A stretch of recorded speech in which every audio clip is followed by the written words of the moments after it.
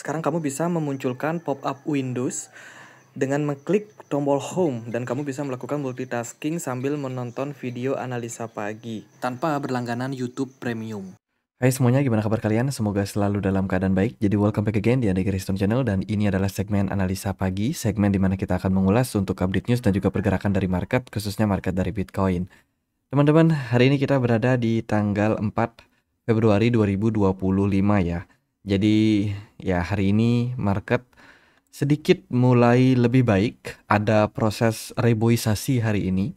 Teman-teman, kabarnya setelah kebakaran yang lumayan hebat, ya kan 2-3 hari terakhir di market, sekarang mulai melakukan penanaman kembali untuk market, semoga semuanya pada hijau. Hari ini kita akan dapat beberapa sentimen data ya dari job opening untuk Amerika Serikat jam 10 malam nanti. Kemudian ada member FOMC yaitu Bostic akan speech juga. Sedikit review untuk data kemarin, kita dapat beberapa rilis data dari CPI and Core CPI Uni Eropa di mana inflasi naik, bukan naik sih, tapi masih bertahan. Untuk core-nya bertahan di 2,7%, sementara CPI-nya mengalami kenaikan dari 2,4 menjadi 2,5. Ini menunjukkan bahwa inflasi tidak hanya sustain di Amerika Serikat, tapi juga di wilayah Uni Eropa. Kemudian kemarin juga ada rilis data manufacturing PMI dari Amerika Serikat, dan semua data ini menunjukkan tren yang positif. Ada pemulihan ekonomi yang terjadi. Gitu. Jadi beberapa news tersebut tentu saja memberikan impact terhadap pergerakan harga dari dolar. Yang aku perhatikan hari ini, dolar kembali menguat 0,43% setelah fase weekend kemarin, ya kan mulai rame lagi di weekdays hari Senin kemarin, langsung dolar mengalami rally ya, bahkan sempat naik sampai kisaran 0,6% gitu, dan akhirnya sekarang udah terkoreksi kembali. Tapi at the end dolar menguat sedikit ya. Kita review, gold sudah mencapai all time high baru. Ini menunjukkan fase akumulasi yang telah terjadi sejak Januari tanggal 3 kemarin pada gold, yang mana terus membuat pergerakan dari harga emas mengalami kenaikan. Ini money marketnya ya, market makernya itu masih sangat tinggi, sangat-sangat bagus, dan kemungkinan gold bisa saja kembali mengalami tren kenaikan secara jangka pendek. Gitu. S&P 500 masih under pressure. Crypto, Bitcoin hari ini recover cepat ya di 101.000, dan ini bagus banget setelah kemarin Bitcoin kena area support di kisaran 92.000 sampai 91.000 something gitu. And then ada buyer yang lumayan mulai masuk kembali pada market Bitcoin especially, dan altcoin masih belum. Gitu. Ada beberapa berita bagus, kita akan bahas nanti. Sebelumnya aku mau informasikan dulu untuk teman-teman yang tertarik menjadi anggota VIP dari toko kripto. Berpeluang untuk mendapatkan total hadiah sampai 100 juta rupiah. Syaratnya gimana?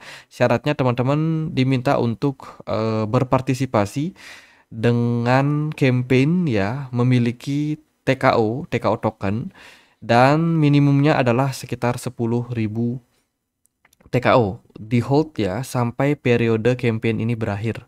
Periode campaign ini dimulai dari 3 Februari sampai 28 Februari 2025. Jadi pada intinya teman-teman bisa hold TKO kalian yang kalian miliki ya. Minimum adalah 10.000. Nanti yang paling banyak hold tokennya itu akan mendapatkan distribusi dalam 2 tahap. Distribusi pertama di tanggal 7 Maret, yang kedua adalah 14 Maret. Distribusi hadiahnya berupa token TKO dengan skema berikut. Kalau teman-teman bisa hold antara 10.000 sampai dengan 19.999, berpeluang mendapatkan hadiah TKO antara range 590.000 sampai dengan 1,1 juta TKO. Kalau kalian bisa hold di atas dari 35.000 token TKO, berpeluang mendapatkan cashback TKO sampai 5 juta rupiah. Jadi ini buat yang tertarik menjadi VIP. Ada hadiah tambahan. Nah, buat teman-teman yang interesting, coba cek link yang ada di kolom deskripsi. Aku sudah sediakan formnya dan link pendaftaran. Ya, jadi masukkan user ID kalian, masukkan email kalian dan handphone kalian untuk nanti dihubungi oleh pihak toko kripto. Oke, kita lihat dari beberapa data terlebih dahulu karena hari ini ada berita yang lumayan menarik. Kemarin market yang kena liquid ya teman-teman itu totalnya sampai 1,5 miliar untuk yang masang posisi long ya. Bitcoin itu mencapai total liquidation salah satu yang tertinggi semenjak tahun ini gitu. Jadi sangat-sangat signifikan tinggi sejak 1, 2, 3 berturut-turut yang pasang long dihajar habis, dan hari ini yang pasang short dihajar habis oleh pasar ya, karena memang kecenderungan market dalam posisi yang bearish. Aku perhatikan juga di sosial media kayak di Twitter, Instagram, TikTok semua membicarakan tentang kripto, Bitcoin yang mengalami crash ya kan. Banyak orang yang ketrigger untuk pasang short di futures dan akhirnya mereka dilibas juga sama market. Bitcoin yang sebelumnya sempat turun sampai 92.000 akhirnya bounce back balik ke kisaran 100.000. Kalau kita perhatikan dari data social value, belum ada kepanikan yang terjadi pada market ETF. Especially dari Ethereum Spot ETF kemarin masih mendapatkan inflow, sementara dari Bitcoin Spot ETF juga masih mendapatkan inflow. Artinya kepanikan yang terjadi pada market kemarin itu belum memberikan impact kepada produk ETF.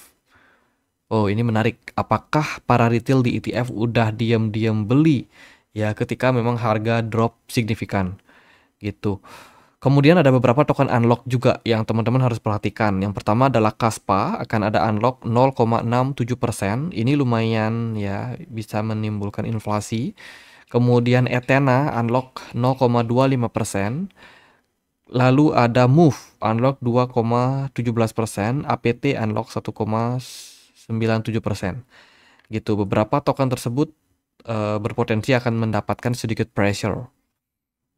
Oke, kita lihat dari beberapa berita.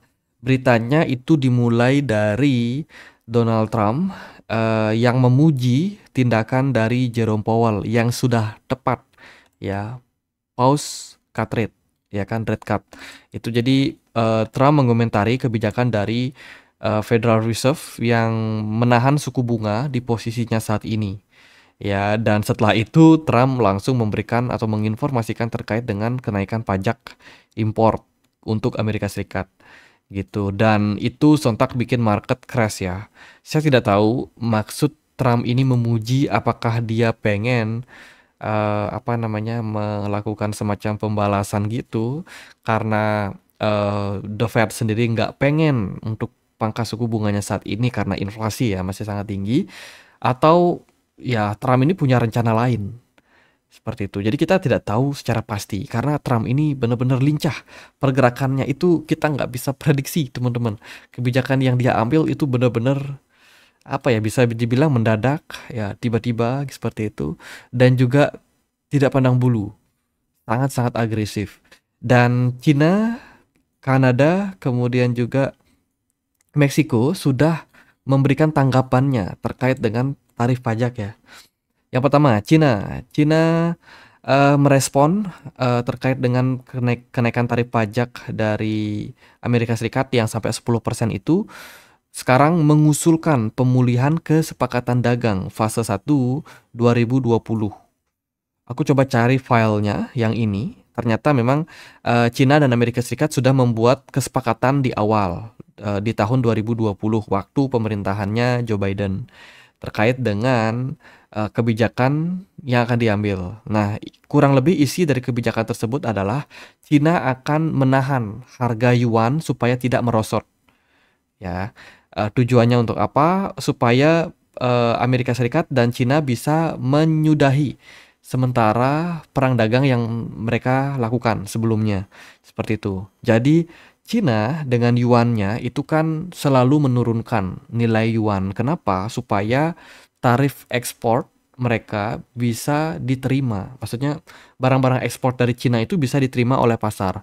Karena kalau semakin tinggi harga dari yuan, mata uang Cina ya, itu akan bikin harga barang-barang pokok mereka atau barang ekspor mereka ini jadi mahal, nggak bisa dibeli oleh para konsumen gitu. Jadi Cina menurunkan mata uang mereka gitu. Valuasi mata uang mereka diturunkan dengan sengaja supaya tarif atau biaya atau barang-barang produk dari Cina ini bisa diserap oleh market gitu. Nah, pada tahun 2020 ada kesepakatan nih Cina nggak akan menurunkan harga yuan gitu. Jadi produk Amerika Serikat dan Cina bisa tetap kompetitif di market.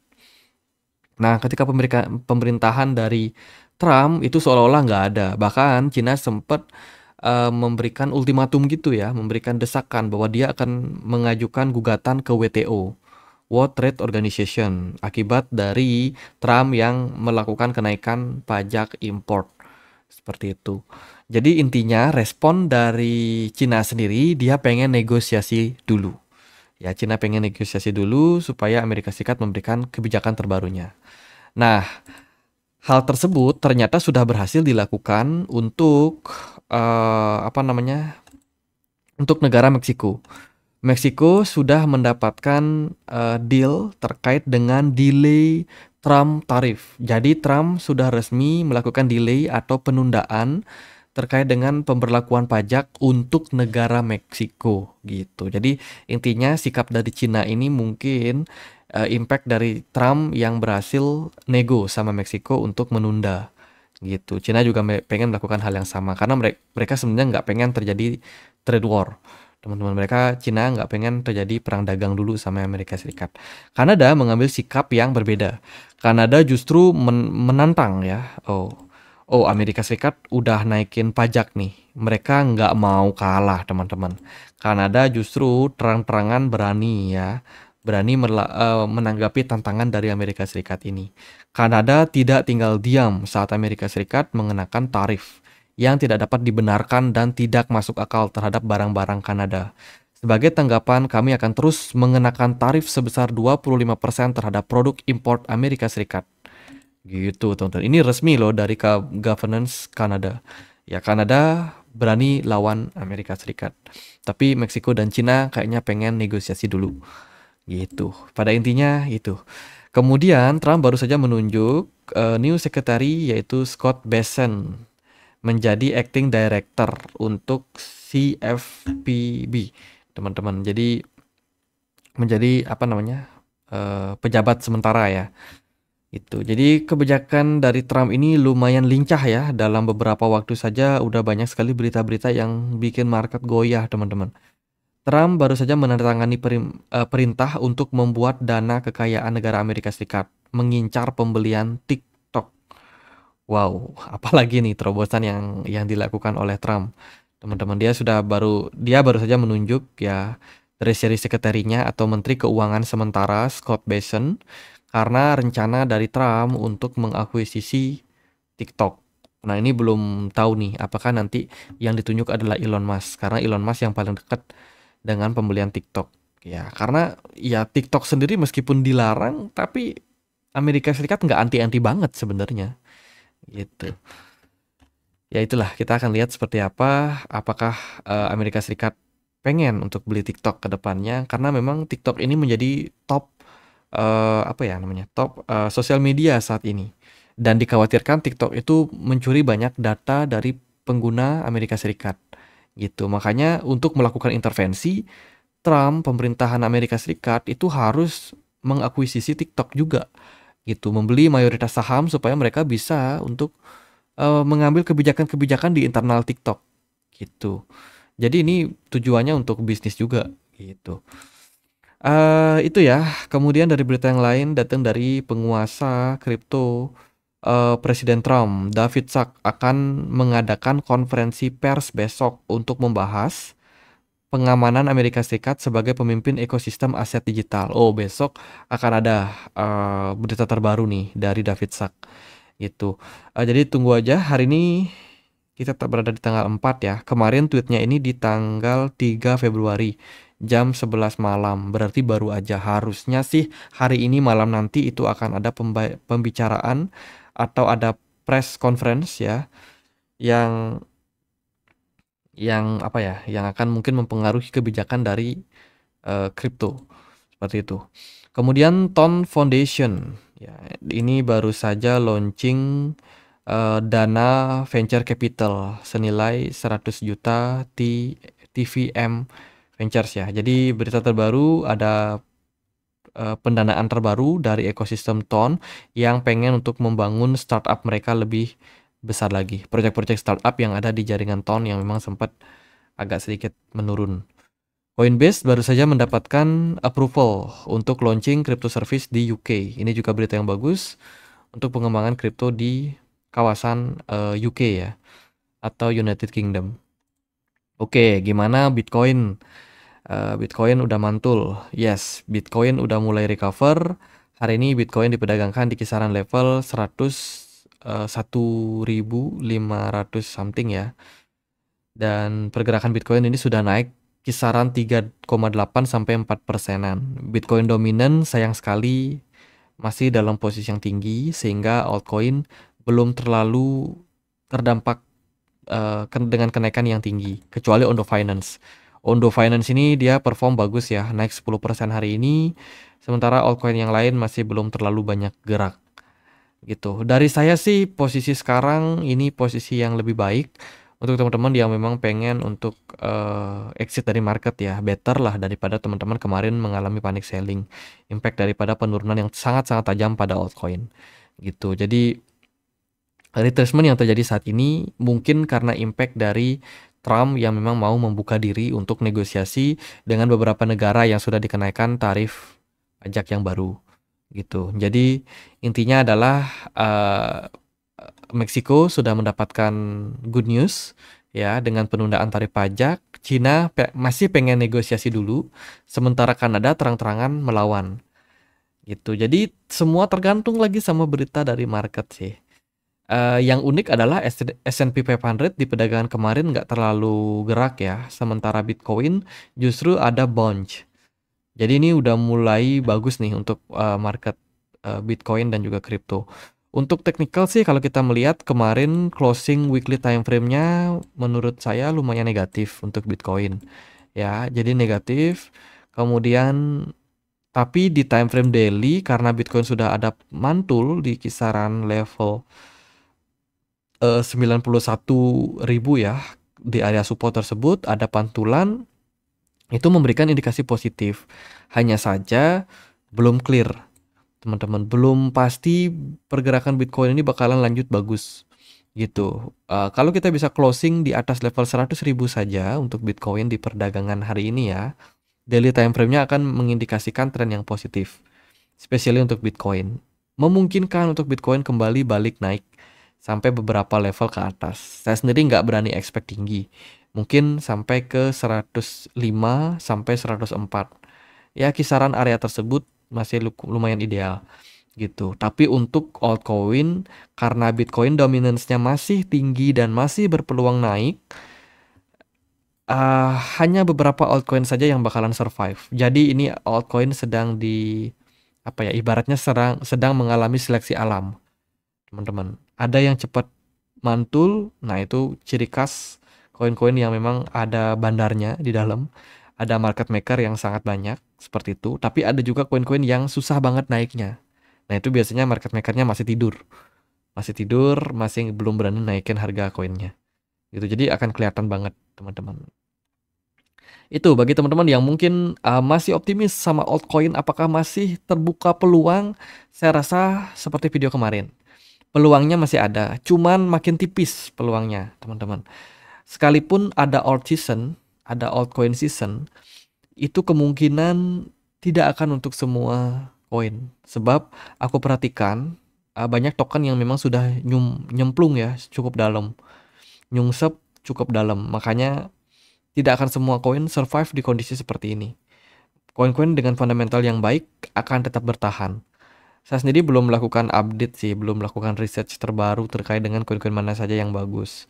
Tapi kalau yang saya pantau saat ini, XRP itu boleh, kemudian ada Solana, Cardano, ini juga bounce-nya lumayan cepat ya. Terus ada AAV, boleh dipantau, salah satu project DeFi Ethereum. Ondo Finance setelah unlock kemarin, mereka ada unlock lagi di awal tahun nanti. Jadi bounce lagi untuk Ondo Finance sudah mulai bagus. Dan koin-koin yang lain sih, aku sendiri belum bisa spill semuanya ya. Gitu. Tapi pada intinya adalah kenaikan Bitcoin hari ini itu tidak menjamin keberlanjutan dari kenaikan selanjutnya. Gitu. Bisa saja kenaikan yang terjadi pada Bitcoin jangka pendek ini merupakan sebuah langkah untuk habisin yang pasang posisi long, teman-teman. Jadi saya melihat kenaikan pada Bitcoin jangka pendek itu adalah impact untuk melikuidasi banyak trader yang pasang posisi short gitu. Jadi kemungkinan belum langgeng sih sampai nanti kita menemukan closing time frame daily-nya gitu. Next target untuk Bitcoin adalah di 98.000 sebagai next support ya. Kalau Bitcoin mampu rally seperti yang aku bilang di kisaran 105, 104 berpotensi untuk dicapai. Tapi kalau dia koreksi, andai kata dia gagal mempertahankan level 98.000, next target untuk Bitcoin adalah di 91.000 kembali. Smart money-nya udah muncul setitik dengan volume perdagangan yang lumayan tinggi. Gitu aja, nantikan seperti apa updatean terbaru ya dari pemerintahan Trump, dari pergerakan dari Bitcoin, dan kita akan update setiap harinya. Jadi buat teman-teman yang baru melihat channel ini, jangan lupa untuk bantu like, comment, and subscribe, teman-teman. Akan sangat-sangat membantu. Kita juga ada komunitas diskusi di Telegram. Untuk kalian yang punya akun Telegram, bisa join di komunitas kita ya. Di sini kita berbagi banyak sekali informasi tentang update-updatean terbaru yang ada di market crypto gitu. Jadi sekitar 2 miliar US dollar sudah dilikuidasi, dan itu udah jadi modal bagus sih untuk para exchange bayar market maker buat naikin harga ya. Especially Bitcoin yang memang Bitcoin dominance-nya naik gitu. Jadi ya itu sih teman-teman. Jadi sabar-sabar aja buat yang udah pegang Bitcoin, congrats ya. Yang udah akumulasi Bitcoin juga kemarin, congratulations untuk kalian. Gitu aja buat update kali ini, semoga bisa bermanfaat. Akhir kata saya Andri, makasih.